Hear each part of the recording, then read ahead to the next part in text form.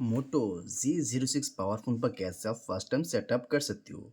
Phone reset करने के बाद या नया फ़ोन लेने के बाद आपको इस पर एक सेटअप मिलता है, तो यही सेटअप कैसे आपको कंप्लीट करना होगा। फर्स्ट आपको स्टार्ट ऑप्शन पर प्रेस करना होगा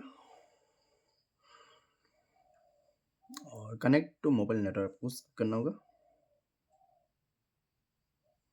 setup using another device skip करना होगा।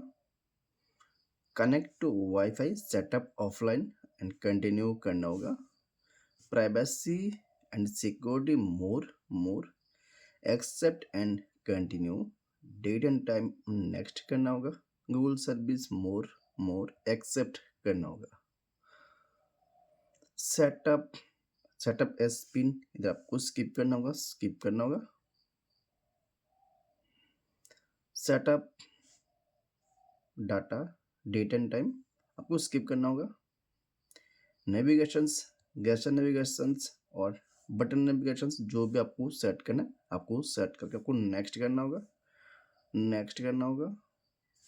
लाइट डार्क टेंशन जो भी आपको सेट करना है इस पर आपको सेट करके आपको नेक्स्ट करना